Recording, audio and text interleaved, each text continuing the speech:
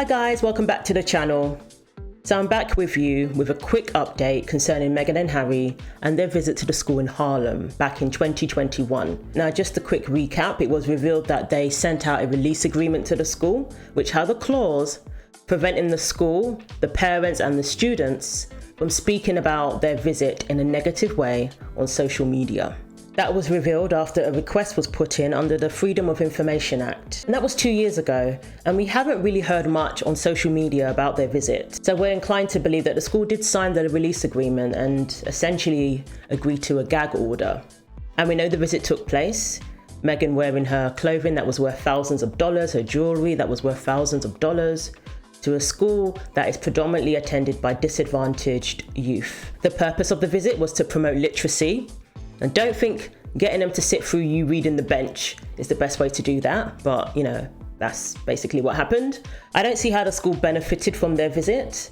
They received some vegetables and they pledged that they were going to donate a washer and dryer. But what has since been revealed is a bit more details about their requests, as well as the whole gag order.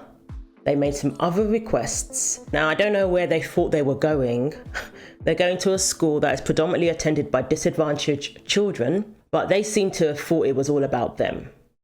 That's what I get from some of the requests they made. They seem to have treated it like a celebrity appearance. So let's take a look at the story. Royal requests.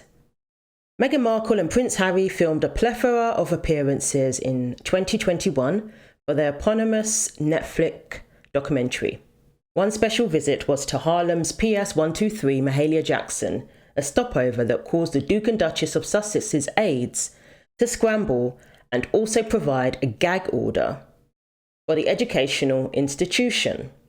Their Archwell team had to rush to make sure that the couple had a comfortable visit, including bringing cushions and a new carpet to the school, according to emails obtained by the Daily Mail. The availability of an outdoor space was also requested.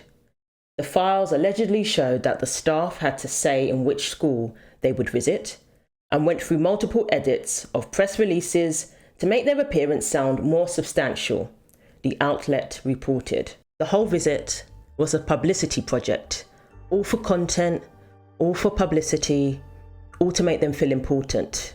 This was certainly not about the children. This was certainly not about impacting the school. That's the difference between grifters and working royals. That's the difference. That's why they couldn't stay working royals, because their goal was to enrich themselves. That was their goal from the very beginning. Meghan didn't even ship over her clothing to the UK. She kept all of her old team, her business partners and everything, so that she could eventually flee and go and attempt to become something in Hollywood, which is failing, by the way. So Harry is now Rent-a-Prince, and they're known as grifters in Hollywood circles. No surprises there. They're using children, they're using veterans to enrich themselves, to enrich their brand. No school should ever invite these two back again, because they're more trouble than they're worth. The only purpose of their visit should have been to benefit those children. Everything is carefully orchestrated. Harry planned to sit on the floor with the kids to look like he's just one of the regular people. That was all planned. They had to make sure that the floor was up to their standards. Every single little detail is orchestrated. Every single little interaction is orchestrated. I didn't appreciate them acting like white saviors, going into these poor, impoverished areas and playing with the black children. I didn't appreciate that. The optics don't look great. She's using this school and the children of this school the same way she used the children in Rwanda, simply as a photo opportunity, to have a series of photo shoots to, add to her repertoire of humanitarian work. That's all this is. So students and teachers had to sign consent forms. And before you know it, these children are on Netflix. So they had to be hush about the Netflix documentary, and they weren't allowed to make negative statements about Meghan and Harry. So Toya Honus sent out the emails and arranged for the paperwork to be agreed upon 3 days before the visit. And this is what the email said. Hi Danielle, it is wonderful to meet you via email. Thank you for reviewing our filming request. While we await your feedback, I wanted to make sure I understand the most efficient way for us to collect appearance releases. Toya mentioned there is a blanket release that all students and staff signed at the beginning of the year.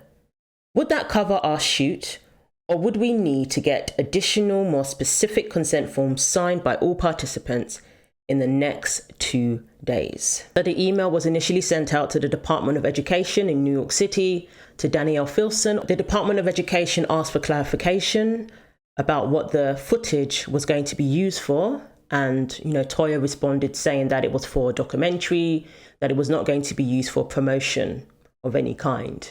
And the documents granted Harry and Meghan to use the footage for archival content. And remember, this gag order wasn't just about, over a certain period of time. It was an agreement essentially for life. Now and in the future, they are not allowed to speak negatively about the couple and their visit to New York City on social media, the student and the school. The agreement read in part, I agree that without prior written approval of the producer, I shall not discuss this appearance release, the material, the project itself, or my participation therein with any third party prior to the initial exhibition of the episode of the project in which I appear. The release banned those who signed it from posting on social media now or in the future about filming. So it was the publicist at Penguin Random House that was talking about cushions and tents and everything, all to set the scene. So when Meghan is sitting outside under a tent, Harry's sitting on the floor, that was all planned. They had the vision of what they wanted the visit to look like, and they wanted the school to facilitate that. So Danielle Filson is the one who wrote the promotional material, and they're going back and forth discussing, whether it needs to be tweaked a little bit, edited. And apparently there was a paragraph about the bench that kind of spoke about Meghan's background, and there was nothing about Harry. So, Toya asked them to remove that paragraph because it was kind of weird that it just had information about Meghan and nothing about Harry. But it kind of signifies what this couple is about. A lot of the time, it's Meghan being pushed to the forefront, and you don't get a look in from Harry, the actual blood royal. So Wholeness replied, I like your edits, except the bench section. If you take out all of the info about the book, I think it's weird to only have her bio and not his, apparently referring to Harry. And that's when Danielle responded by saying, yes, totally. I just wanted to make it a bit less promotion-y. So she wanted to give some meat behind, the purpose of their visit, because the purpose of their visit is about encouraging literacy, it's encouraging reading. So I can understand why she wanted to put that part in about the book. That it's not just about Meghan and Harry, it's about we're encouraging reading here, and this is somebody, this is an author, if you want to call her that. And yeah, this is the book that is going to be featured. And apparently calling it a read aloud wasn't substantial enough. So Toya said, can we make the description more substantial than a read aloud? Something about community support of the arts, please. The representative from Penguin Random House appears to have changed a line in their own press release, stating that Meghan was donating reading books to 5 schools in New York, replacing 5 with many, to make it seem like a larger number. Of course. A news release from the publisher was amended to say that Archwell worked with Procter & Gamble to provide free personal health and hygiene products for the school, rather than just the consumer products giant providing the items.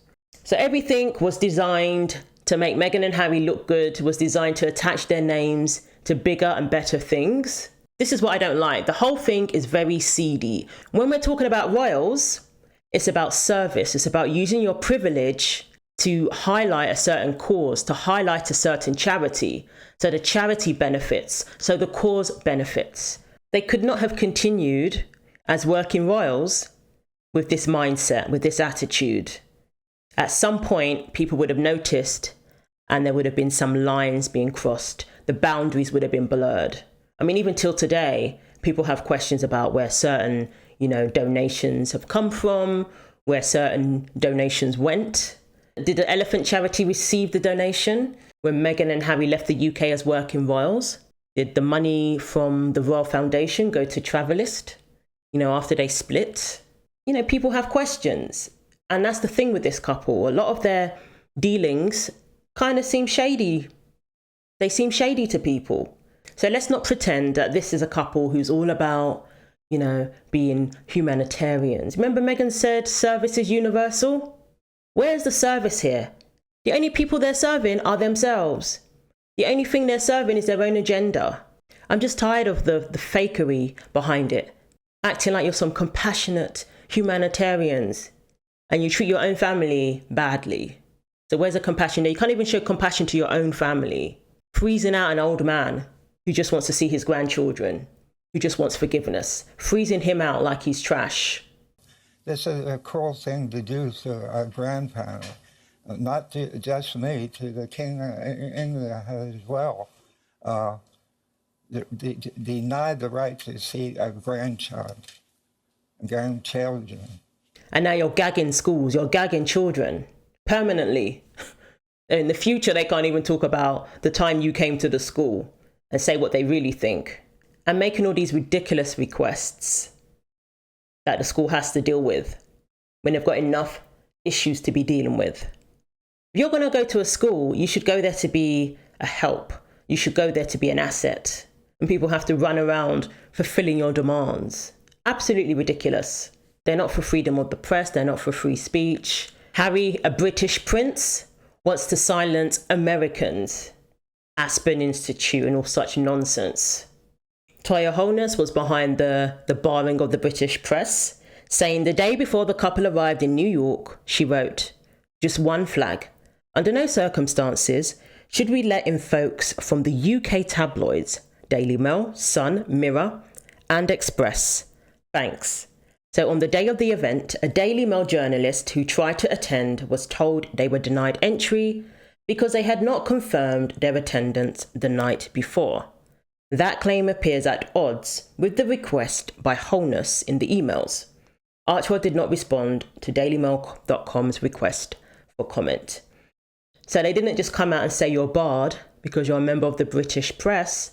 They gaslit the journalists and said, oh no, you didn't confirm your attendance, so, you broke the rules. Yeah, right. They didn't want parents potentially mouthing off, questioning why their children were filmed, why there are photos of their children all over the press, why Harry and Meghan are interacting with their kids when they can't even go to the school, during the pandemic. Questioning things like that. That's what they didn't want. They all wanted it to be positive for their Netflix series. It would have tarnished the Netflix series, if it was even possible to tarnish it even more. They did a good job of doing that themselves. So it's claimed that sources from Archwell have said that this is a standard agreement.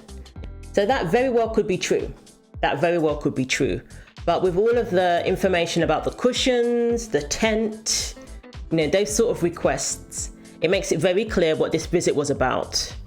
It certainly wasn't about the children. It was all about Meghan and Harry. And that's the issue. With them still having royal titles, you're certainly holding on to those titles for dear life. You're giving prince and princess titles to your children, who are essentially Americans. So as long as they hold on to those titles, as long as they're still on the website, even though they're not working royals, they still present themselves as working royals, or at least present themselves as royals, as representatives of the British royal family. They're doing fake royal tours, for example. So as long as they're doing that, the distinction between charitable work and straight up hustling are going to be blurred. And they're going to bring certain causes into disrepute because people are going to ask questions. The reality is most people aren't buying it. Most people don't take their service seriously. So let me know what you think. Thanks for watching. Take care of yourselves, and God willing, I will see you in the next video.